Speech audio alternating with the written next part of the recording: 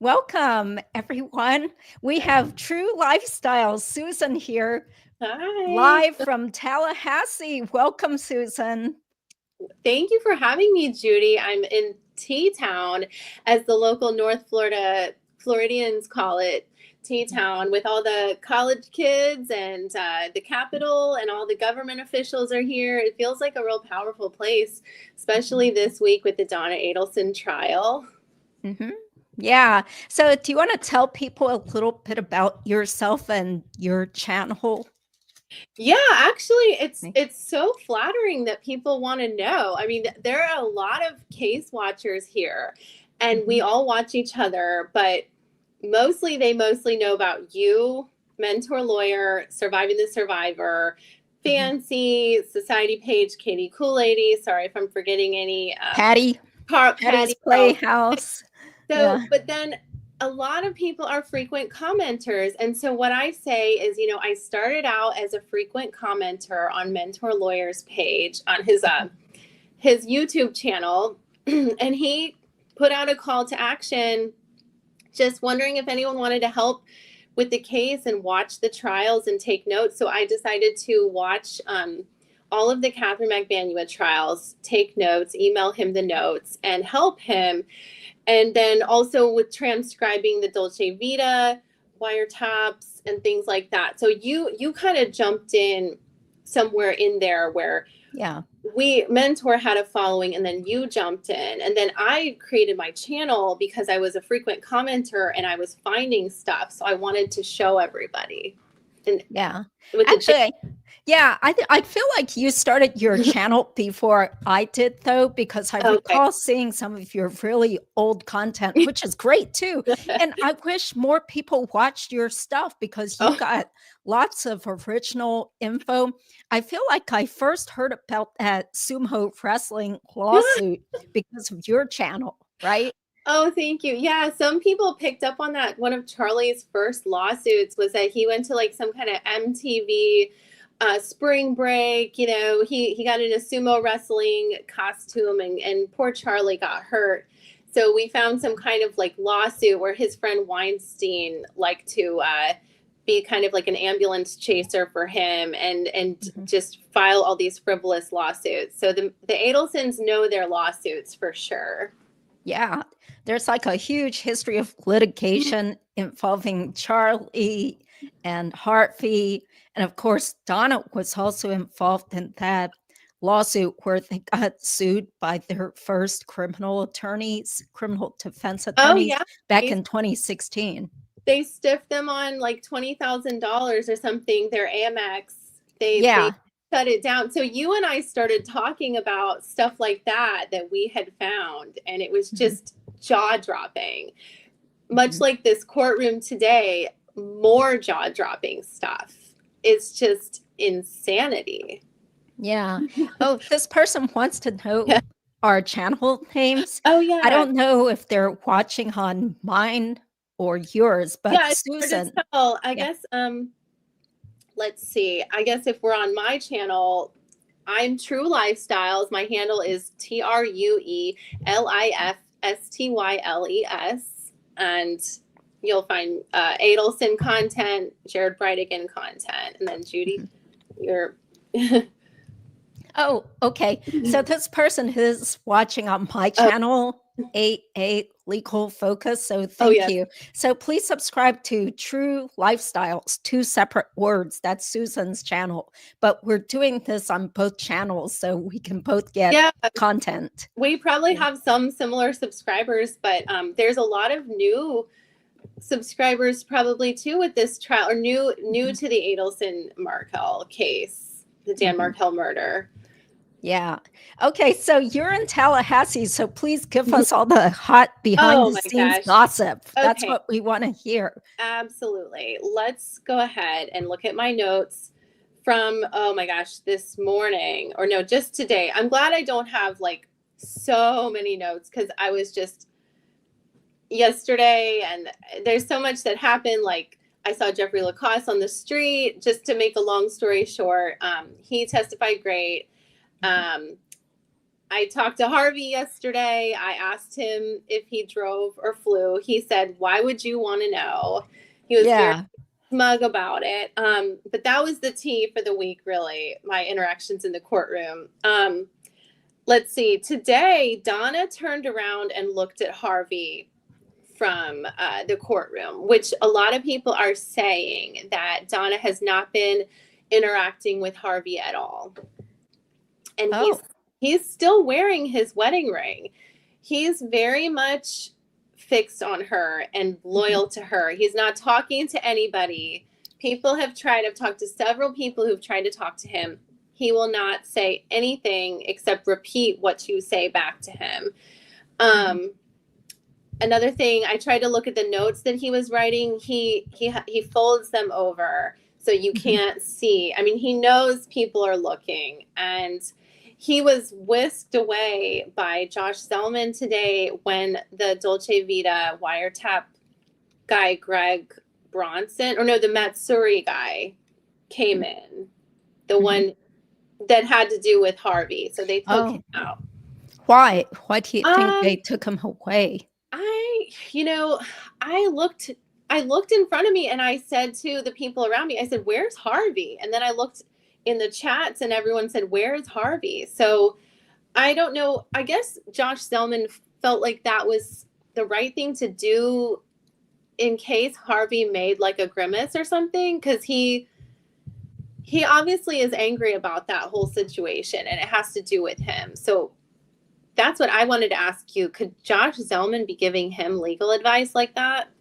Well, he shouldn't be, because he's Donna's attorney, and we've seen how it all blew up when Rashbaum was representing multiple family members.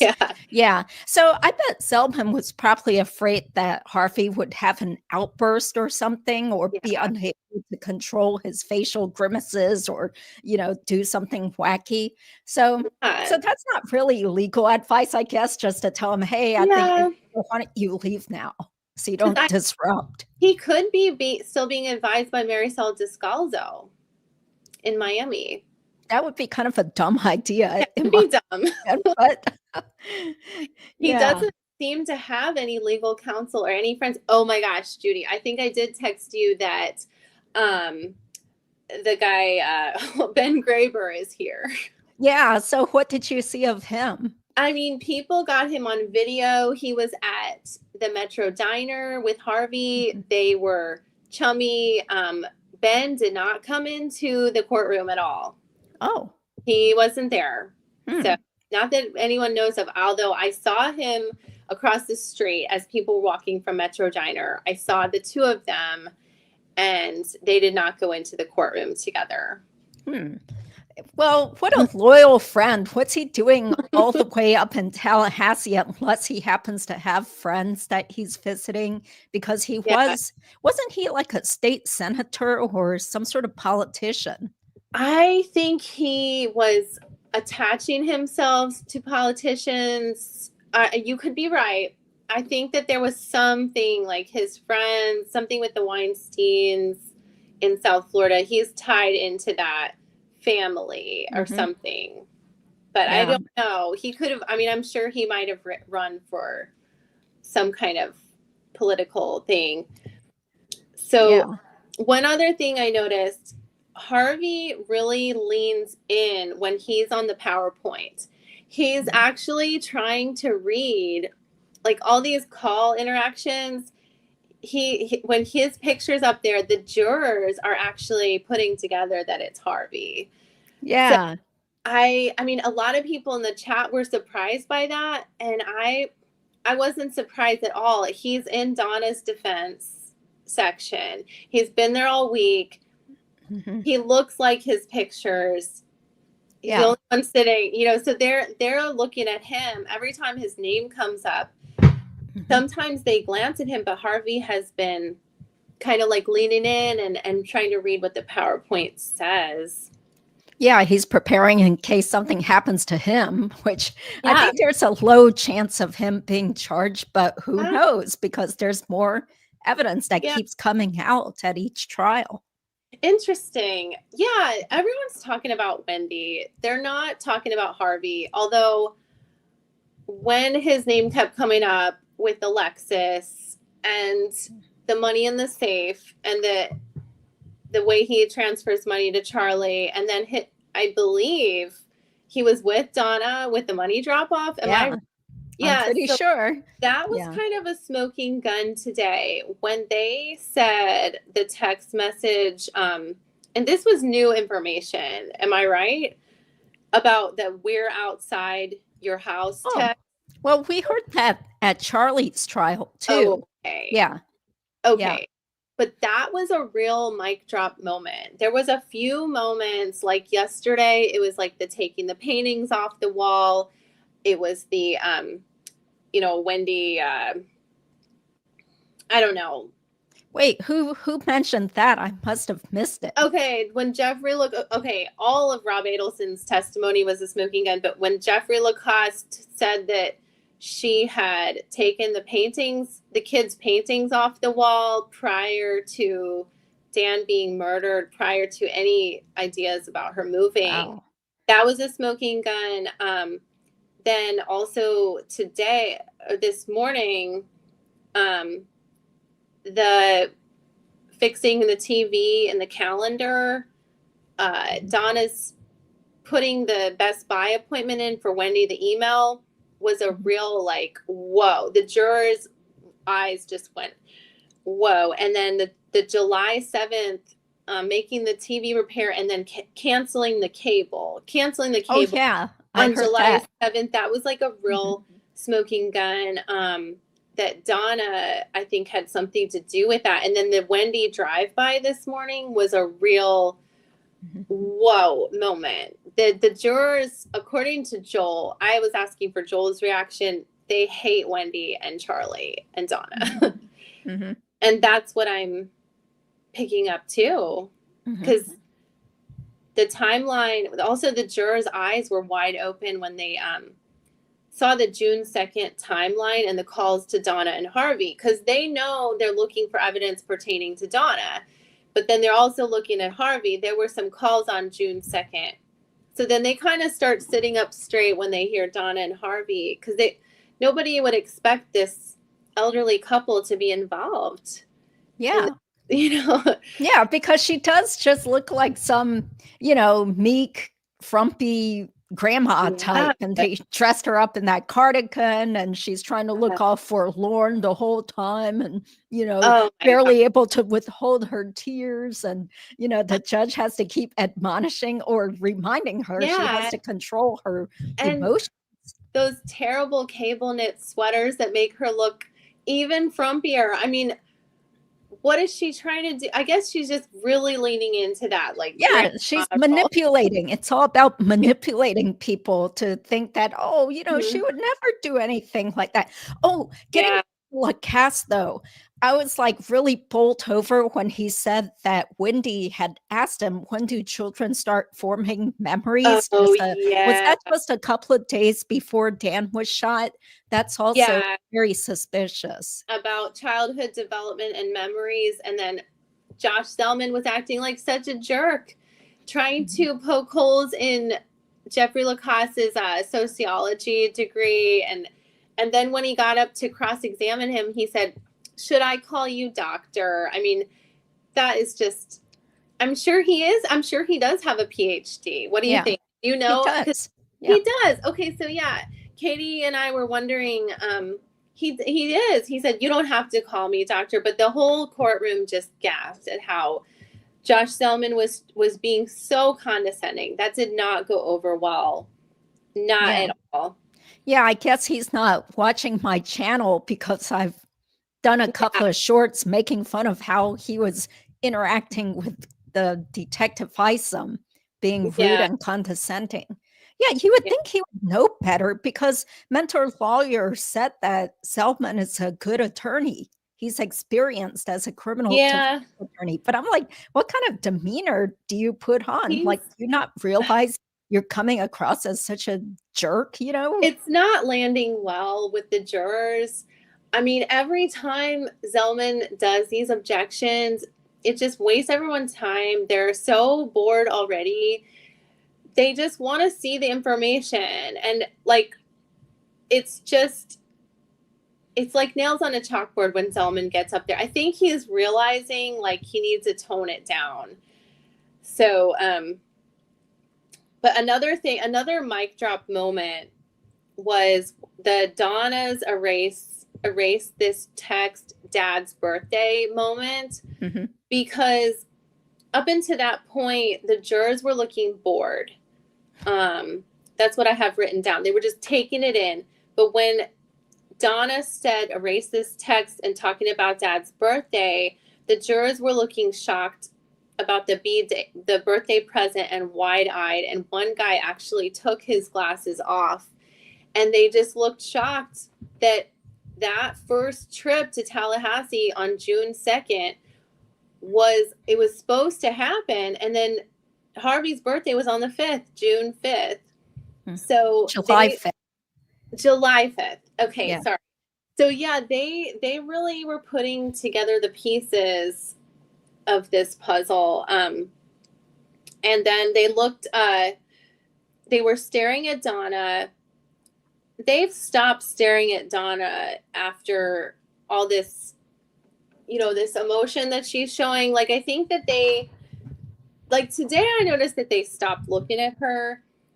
And then they looked pissed about Donna canceling the cable. They just looked pissed and they stopped looking at her. And one guy was actually really pensive and rocking in his chair. And then the "This is so sweet" text came on, and they looked really shocked again by all of these things. It was just like boom, boom, boom this morning. When Dan's voicemail came on, did you hear that? No, Dan Markel's voicemail to Wendi. Oh, I missed that. I'm sorry. Yes, it was this morning. So when Dan, they played about a 30-second voicemail that he left her, which said detailed information about his whereabouts. He said, hi, Wendi. It's something we've never heard before. He said, "Hi, Wendi. I'm going to the gym. I'll be there about 9:10 to 9:15. And then the jurors looked shocked and sad because they had just gone over the timeline. This was the July 18th day, and Dan's message was so sweet to Wendi. And then they dropped this bomb that Wendi and Charlie had a 9:19 a.m. phone call that lasted 18 minutes. Yes. They couldn't tell us whether she had just listened to Dan's voicemail, but this proves Wendi was talking to Charlie and like telling them about everything of Dan's whereabouts. Yes. Yes. So okay. The jury they looked good. So they're paying attention to all these little details, like the time of the communications and what's being said. That's great. So can you tell us more what you've observed about the jury? All I've heard is that there are 8 men, 6 women, 2 of them are African American. Yeah, there's an alternate. I'm not sure if she knows she's an alternate. She's sitting in the same spot as last year's alternate. Katie Cool Lady and I kind of figured that out. There's a lady closest to us on the second row who is furiously writing notes, and I think it sets a good example. She's older. This is a young jury. I would say the average age is probably like 30. Oh. Men and women, two very young women, a couple of very young males, a couple, maybe 4 or 5 middle-aged people, maybe like 3 people over 40, but like majority young, as it seems to me, but most are in like their 30s. But they're getting a little restless. I would say I notice in the afternoons they get incredibly just sleepy. So they're bringing pillows and heavy sweaters and getting comfortable. But like this morning was the most alert that I'd ever seen them so far. And because they were riveted by Oscar Jimenez when he started talking about the bump. Yeah, Sammy, the bump guy. Yeah. So the men especially, like were leaning forward like, okay, here we go. This is a heist. You know, this is exciting.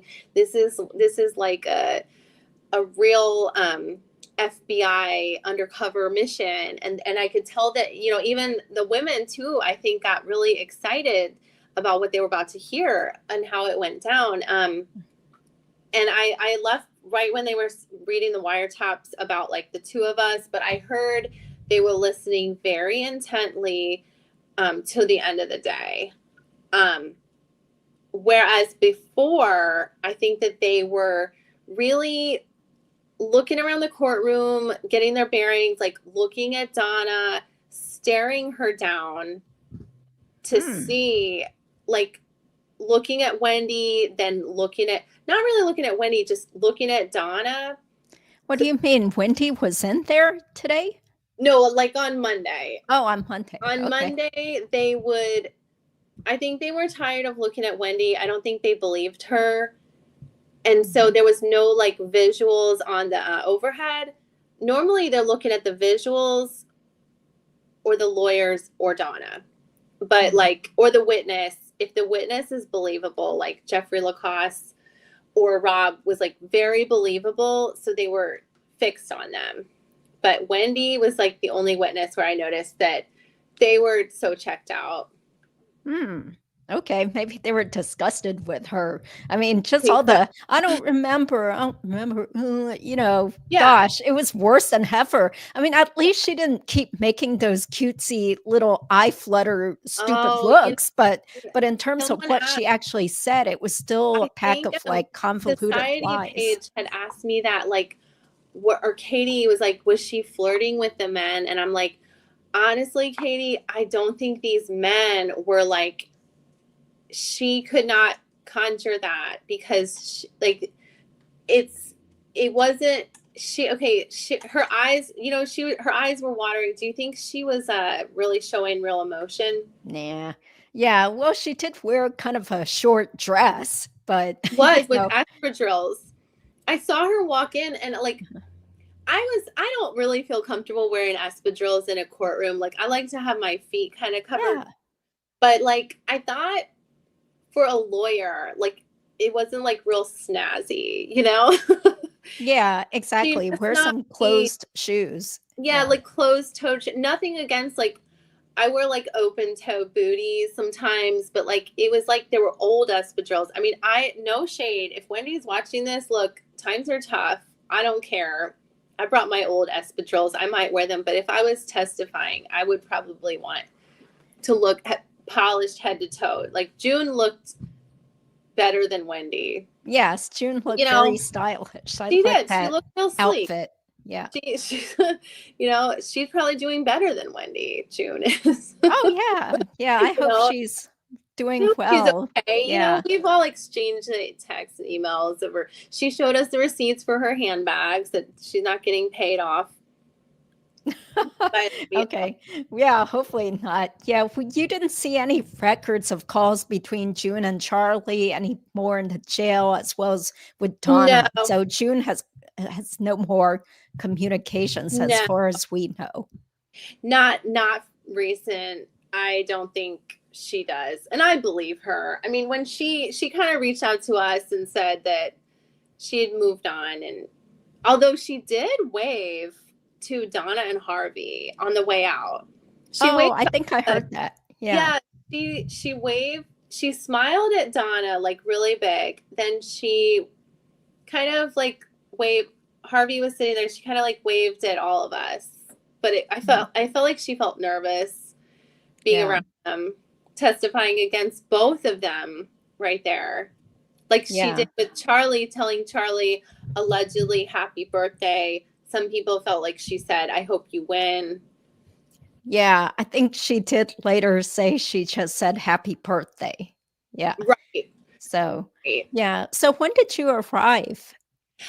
I got here Sunday night. I actually I picked up Steve Cohen. He flew into Jacksonville, drove him from Jacksonville to where he and Joel are staying. So I kind of saved him a rental car and an Uber. That's nice. But why did he have to fly into Jacksonville? It's like, I don't know. I think the flights were cheaper or something. The flight from New York, it was like, rather than doing a connecting flight, I think he took a rental car. It's possible. I mean, we have direct flights to New York. I'm not sure that they have direct flights out of Tallahassee to New York. Yeah. Well, that's so nice of you to give him a ride to Tallahassee. It really kind of made me go a day earlier because I was so afraid I would miss Wendi. But then I did not get in the courtroom, and I was so worried that the whole week would be like that, but it wasn't. It was just that first day, and everyone has been so nice in the courtroom about getting seats for everybody. Yeah. So okay. Well, what time did you have to get there this morning to get a seat? I've been getting there around 8:30.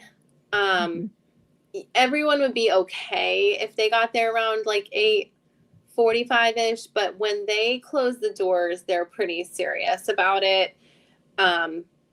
Especially because, more serious than last time, I think, because there's a lot more media. But like the cool thing is the media stays in the media room, and there aren't a lot of like new media, like social media YouTubers. I would say just John Steinbeck, Surviving the Survivor, someone who probably wouldn't want me to mention her name, and then Patty, me, and then there's a guy I met today. Gosh, he's so nice. I think it's something Justice. There's a lot a lot of frequent commenters or they have their own channels or something, but I wish I remember their names, but a lot of frequent commenters are there too. Okay, cool. Yeah, because we know Hartley is there, so I look forward to meeting you if you're there. Hartley. I know. I don't know who he is. Oh, okay. Well, Hartley knows what you look like, so he should go up to you. Come say hello. He's very, very tall. And he was a guest on one of my live stream shows of, I don't know, half a year ago or something. He's very tall. He's I'm assuming he's like 40-ish, 40-ish, and has kind of like blondish hair.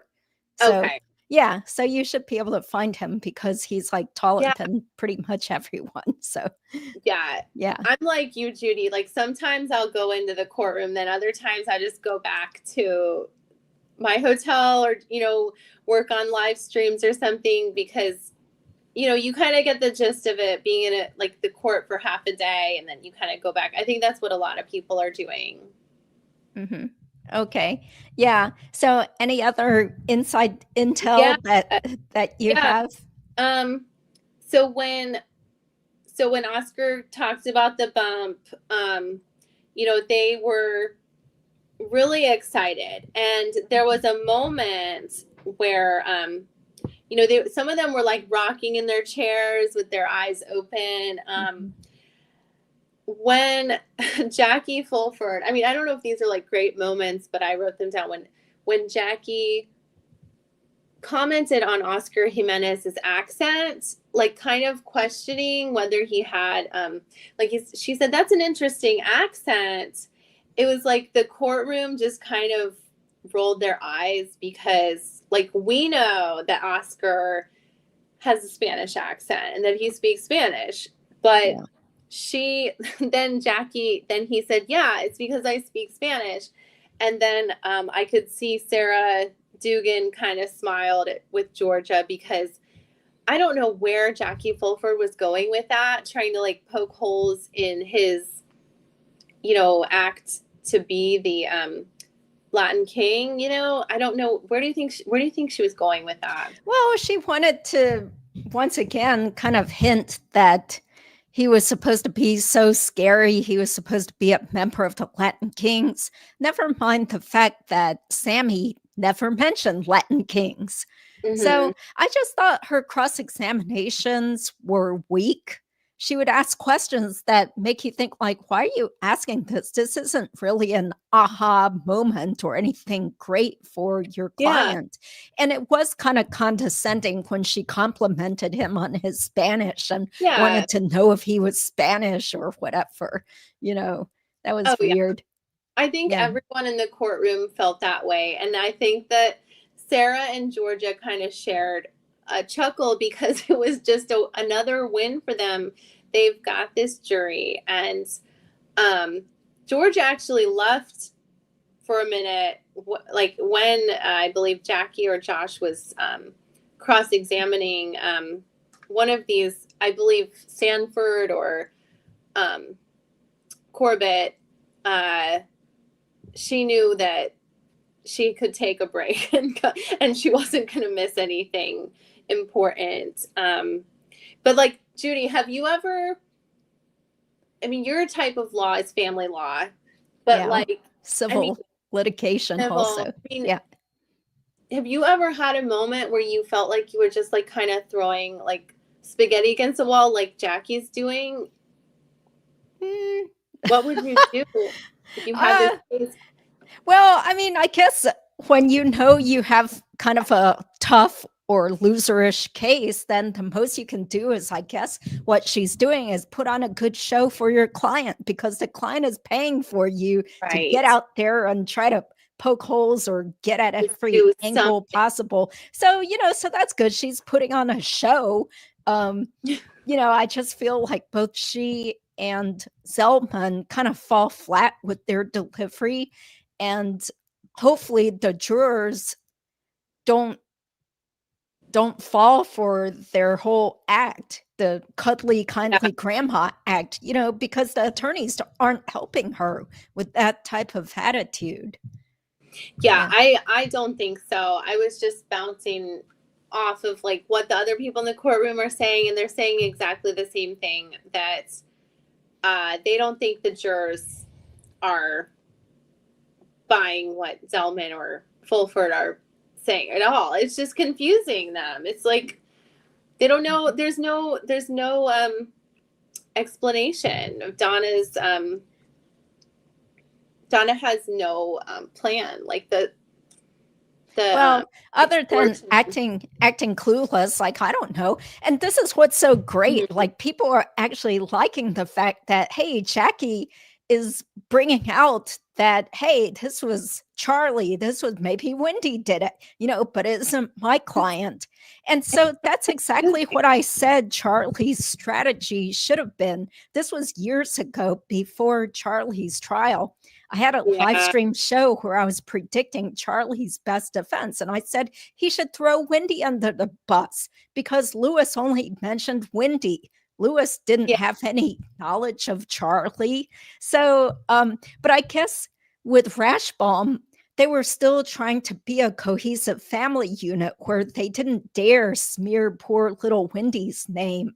So that's why they didn't want to make it look like Wendi was guilty or involved. But here, Fulford is smart, so she knows, save your own client. Who cares about these kids? Wendi's ungrateful anyway.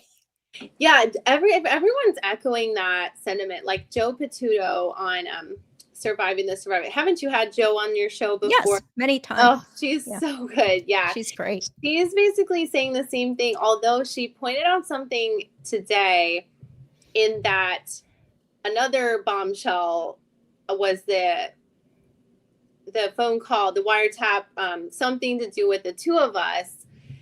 When Charlie said, does this have to do with Wendi? And Donna says, no, nothing about Wendi.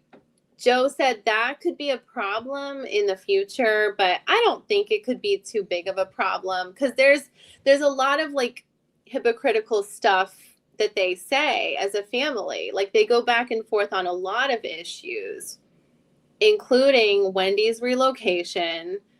There's proof both ways, but more so towards Wendi relocating, that Wendi wanted to stay. They have that one email, also to do with, was Wendi involved, them protecting Wendi, but there's a lot of proof of them throwing her under the bus too. Mm-hmm. So I don't think it'll matter if they are protecting her one day and then not the next. I think that they can explain that when they bring out, apparently they have text messages that we haven't seen yet from Wendi post Charlie verdict. Did you hear about that? Wendi and Donna. Oh, yeah. Apparently she was in touch with the mom. So that's news to us. That's new. That will be something new. And so it's like, probably when you get here, I'm going to have to text you, like, what are the jurors doing, you know, with that. Mm-hmm. Hey, by the way, I'm sorry, but Kristen is on your channel because there's a couple of people who are being totally obnoxious on your channel. So I can't do anything about that because I can only control my own channel. So, yeah, I don't know how to do, honestly. You help me so much. You teach me. I still don't know how to designate mods. Oh, okay. You have to go it is kind of complicated. You have to go through YouTube Studio on a computer and click around on community settings, something like that. Okay, well, whatever. I mean, if this guy wants to insult us, then I was doing the live with Tim Jansen, and then you guys were calling me like, hey, like, let's get some mods in here. Well, it's okay because isn't it supposed to make us more popular on YouTube with the algorithm? Even if people are posting all sorts of like obnoxious and rude criticism or racist things. Yeah. Oh dear. Okay, whatever. Yeah, let's focus on the case. Oh, you know what else? So this guy, Greg Bronson, the guy, the FBI guy. FBI. I was in the chat. I mean, great guy. He obviously did amazing things for the first Dolce Vita. He was the guy with the bag. Yeah. But like everyone in the STS chat or all the chats were like, this guy is a babe. Did you see that? Oh, but I didn't notice. It was funny. It was so funny to see because, like, and then a lot of people were like, he looks like Dave Grohl from the Foo Fighters. Oh, yeah. Yeah, somebody mentioned that. And oh my God. And then people are saying that Jackie Fulford reminds them of Tom Petty. Yeah, I think Kathy from Gossip Rumor Innuendo was the first person that I heard that from. And then Mona and I used that as a joke in one of our comedic improvs. So, I mean, I guess it's kind of mean, but, you know, you got to laugh at some things here. Yeah. We're having a good time. Like, people are enjoying the whole process. It's getting people involved in the legal process. I mean, even some of the people I know were like, what are you doing? Where are you going? And I just said, you know, watch this trial. It's very interesting. And some of my friends like started watching it. And it hasn't been until Donna's trial that I felt like this bandwagon effect, you know, people really jumping on strong. Yeah. Well, did you notice the jury's reaction when they started playing the Dolce Vita stuff or talking about the Dolce Vita conversation? Wait, say that again. Oh, did you see the jury's reaction when the Dolce Vita conversation started being brought up? I was still in the courtroom because I just needed a break. And I was outside talking to another YouTuber.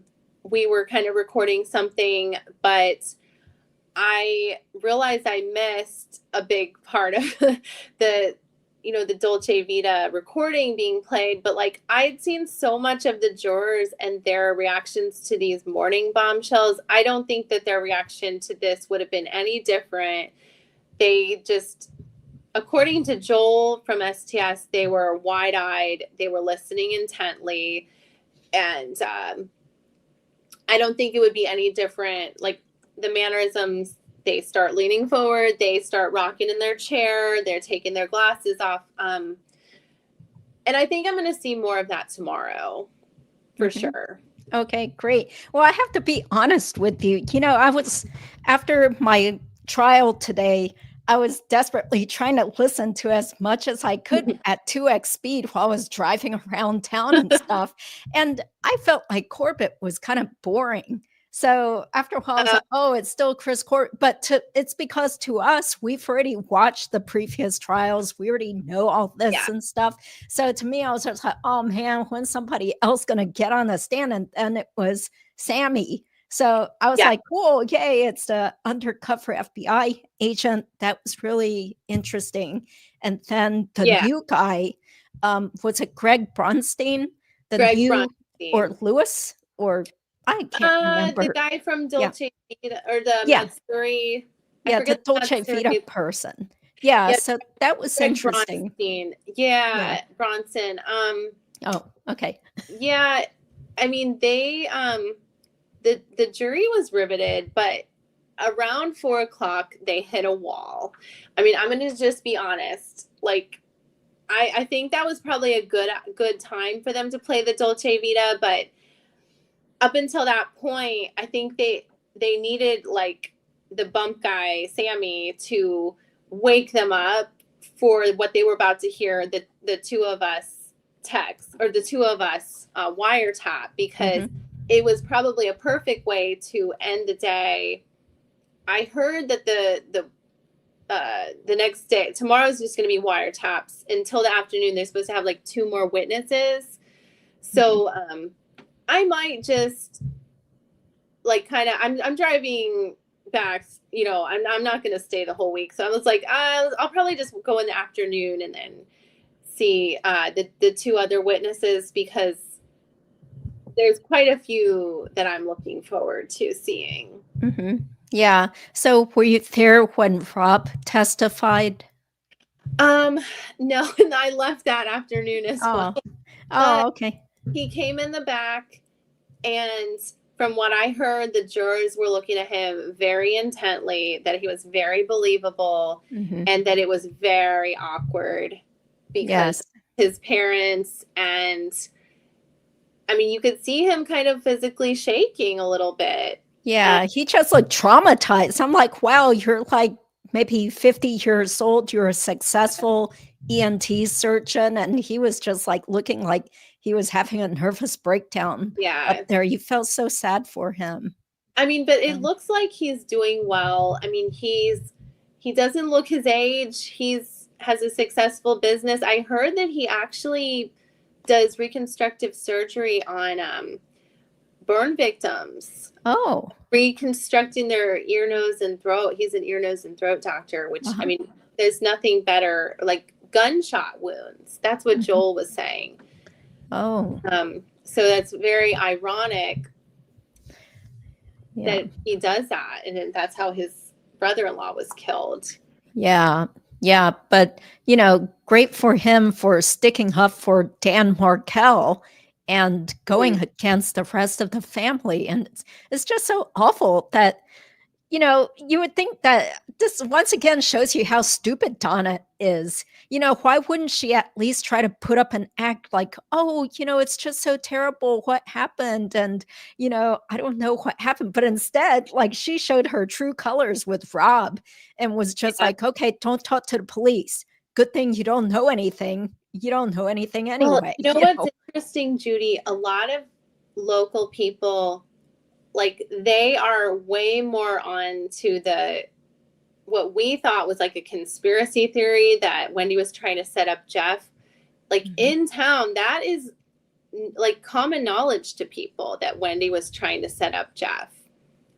Especially with sending Rob that picture, the boyfriend picture. Yeah, that was weird. Yeah, what a nutcase. She's so manipulative.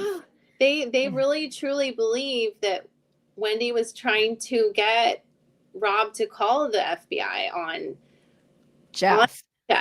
So that's like common knowledge around Tallahassee. People are so sick of Wendi. They are so sick of this. It's very much like they know a lot of insider details that, like, I'd either forgotten or there are ladies and they're taking notes. Like they have no channels, nothing. They're like they've been on top of this. They remember the day that it happened. Oh, wow. They care a lot. They do.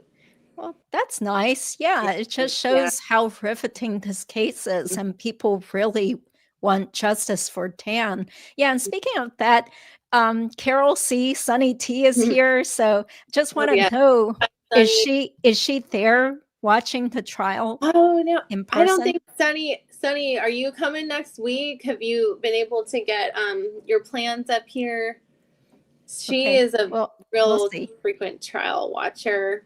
Yeah, we met her at Charlie's trial. And surprisingly, coincidentally, she was wearing a shirt sort of like yours when she caught on camera near Georgia Cappleman when the whole case was over.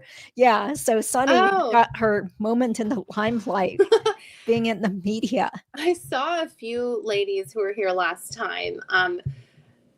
This one lady, I remembered her because of her plaid pants. Do you remember that lady? Yeah, she sat like right near me. Yeah, and Katie. When that row was open, when Harvey's row was open. Yeah, it's definitely becoming like a real family, and you'll recognize people for sure. Yeah. Have you just talked to perfect strangers to see who they are? Yeah, because I get a lot of inside information from Tallahassee locals where I don't know how if they follow it, like they follow it as closely as a lot of the frequent commenters, a lot of the channels do. But like the way that they're following it is different because, they're seeing it on the local news. They talk to each other. They know people. And what I gather is like a lot of people have a real hunch that Wendi was not only trying to, set up Jeffrey Lacoste on the June 2nd time, she was trying to also set him up on the June 2nd time. And this one lady, she said to me, that is the luckiest man. He really escaped, being the fall guy twice, Yeah. And they really, really feel that way about Jeff. They really are protective of him in this community. And they're going with their gut. They're trusting it. And I think the jurors are too. A lot of this is just a gut instinct and evidence. Use your common sense, y'all. Yeah. Well, this brings to mind, this was the first time today that I realized Charlie had mentioned Jess in one of the wiretap calls, when he's like complaining and saying like Wendi doesn't know how lucky she has it. If you gave me a 37-year-old Victoria's Secret model with 2 kids, I would say no thanks. I want to go away on the weekend with my girlfriend without worrying about having to find a babysitter and seeing if the in-laws can take care of kids. Blah, blah. Yeah. So he mentioned Jess, who is the masseuse that told him he was bad in bed. So thanks to Fancy Fiction, we heard that Jess is the masseuse. I think it's masseuse, not masseur. Well, whatever, the massage therapist who would give Harvey and Donna professional massages. But then she was also hooking up with Charlie and telling him he was terrible in bed. But so we found out that she's 37. She's 37 years old in the phone call, and Charlie was griping to Donna, saying like, see, that's why I wouldn't date Jess seriously, because she's 37. Like being 37 is the worst thing in the world. Like what a total jerk. He's so full of himself. That really is setting the stage for we've heard a lot of those wiretaps about Charlie going off on Wendi's dating decisions. And I mean, I think the jurors are probably thinking like, what does this have to do? Because Donna's agreeing with him, and like they're always conspiring. Like even after the murder of Dan Markel, it's like they're still conspiring to get her with this, wealthy business guy in South Florida. And I mean, whether Wendi wants anything to do with it or not, she's still so complicit. complicit, and she could have gone to the police at any point in time. And I think whether Wendi has emails to say, oh, I was going to buy this house, she still always listened to her family. And I think she needs to she needs to either make a plea deal or, go to jail. Well, I don't think that's likely to happen, but I don't think she will. No. Okay. No, it was not June. Once again, giving credit where credit is due. It's thanks to Fancy Fiction. She said, no, that wasn't June. It was some other woman, the woman that gave massages professionally, I assume, to Harvey and Donna. And so she was saying like, oh, you just kind of stick it in and go to town and start talking about yourself. That's hilarious. Whoa. That's like one of the funniest parts of this whole case. Yeah. So that's what June said to Charlie? No, not June. Jess. Jess? It was not June. And it was in a wiretap. Yeah. Fancy Fiction had it on her channel years ago. And then they started making fun of June because I guess June walked in on them having a threesome. Yeah. And they said that, Charlie was the one who said, like, if he had a kid with June, the kid would still be wearing Velcro shoes in high school. See, that's what I was saying. Okay, so I texted Katie Kool-Lady and she's like, where's June at? And I said, well, she's probably fastening her Velcro sneakers. Oh. And then I don't think she heard that wiretap because she was like, really? Is she? Yeah. Yeah. Well, hope June is okay. Oh, did you see Ryan Fitzpatrick? Because, Harley talked to him briefly and I guess Fancy spoke with him also. Yeah, he looked really rushed. He looked really happy to get out of there. I don't think he likes this attention at all. I think he just wanted to get home. I just think he looked tense because it was in front of Harvey and Donna, just like June looked very tense. He was happy to go home and get off the stand. Yeah. I thought that both June and Ryan, their testimony seemed very quick and more streamlined than before, probably because this is a case against Donna, so they didn't have as much to say against her. Although June did have that, big quote about Dan's haunting her from the grave. That was another big moment when June said that. The jurors, it wasn't like the most wow moment, but I mean, their eyes got big. They noticed that. And then when Jeffrey Lacoste said that the only way Wendi could go to South Florida was if something happened to Dan. And then she said he confided in her that her family had looked into hiring a hitman for $15,000. That was, I think, the first moment where they were like, oh, wow, like we have a trial here. Because up until that point, Wendy's little, I don't know, and tee-hee-hee, it was kind of, I think some of them were wondering what they were doing there. And then after Jeff Lacoste, I think it really started on Tuesday. Yeah. Well, I'm sorry I skipped over a bunch of questions, but one person wanted to know, how's your mom doing?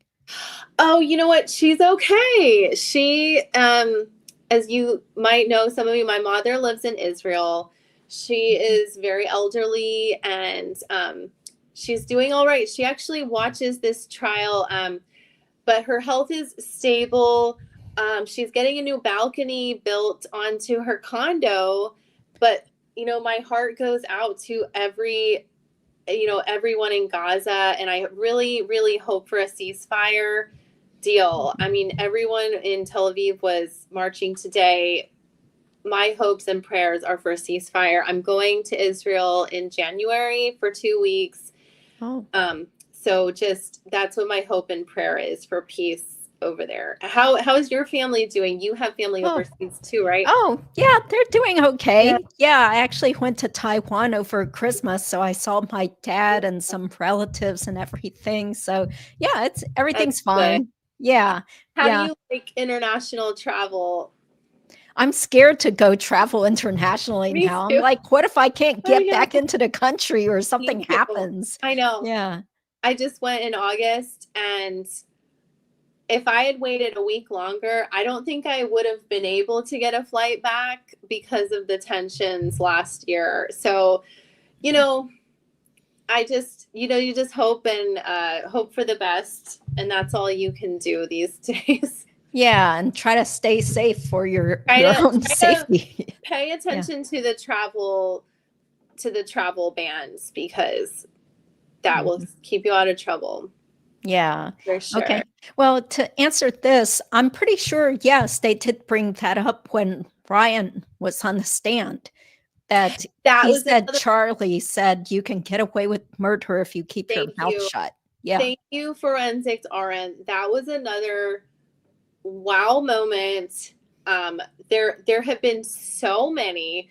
I mean, like the secret boyfriend email where Wendi sent the email or text that Lacoste was her secret boyfriend. Yeah.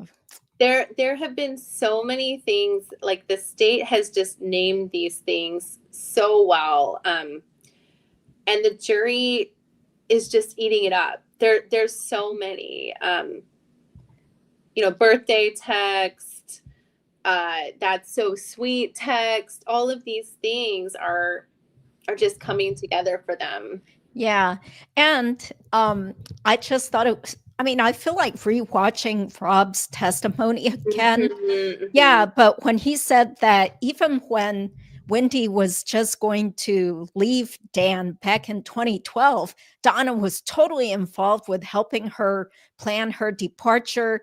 And Donna wanted to specifically time the announcement to Dan right before he was supposed to give his speech at a conference. And that Donna used her maiden name, I think, to rent the rental place for Wendi to move to, because she was afraid word could come out in the community that Wendi Adelson was going to leave her husband and move.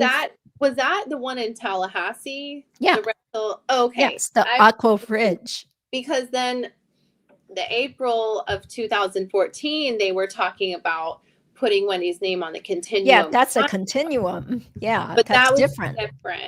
And then when they started showing that Wendi was using the Adelson last names on the kids for that Tot Shabbat and for school, I think everybody was just like, wow. Like people who didn't know the case were shocked by that. Yeah. Or even us people, because we thought we had known everything. But as I kept saying, I was like, there's more. Jack Campbell told Jared Ross, there's more. The public isn't privy to everything. We don't have the right to know. And by the way, shout out to you again for doing your video about the continuum. So tell us more about that video. Well, I had done like a little tour, I think, of Harvey's apartment, and I have been keeping a list of all the Adelsons' assets, along with other people like Patty. Patty and I had kind of shared notes about that kind of stuff, but I believe, as taking a deep dive, I believe it was Patty who might have written the prosecution about the continuum condo and urged them to look deeper into it. And that's a good thing. Yeah. It's one thing, and it's like this straw that's going to break the camel's back for Donna, I'm sure. Yeah. Well, it was another big surprise to me to find out that Wendi had been added to that lease maybe a couple of months before Dan was shot. And she just had this convoluted answer like, I think due to safety concerns, like they want to add potential visitors to the I felt like lease. She did. I felt like she did downplay that very well. I mean, I don't want to give Wendi props, but I don't know if, like, thinking of that answer off the fly was something she's been planning. Like she knows all this stuff. And so I think that was the best answer that she could have possibly given at this point. Yeah, well, it shows how cunning she is, because she's just like lies just roll off her tongue, and she doesn't even change her demeanor. It's like it doesn't affect her to tell a lie. She can just like keep that straight face and, do you look serious. One thing I noticed that Donna's defense is trying to sprinkle in a few like just Hail Marys, as far as like the Harvey's answering machine has his phone number on it. Do you think that in any way, I mean, they're trying to clear him of Sigfredo calling his cell phone, and I think that's smart for them to get ahead of it, but I don't think that piece of evidence is like the biggest piece of evidence about Harvey. Mm-hmm. I think they're trying to jump all over this stuff, and it just doesn't matter. Yes. Oh, yeah. Thank you, Bishan Mama. That was another new nugget of info.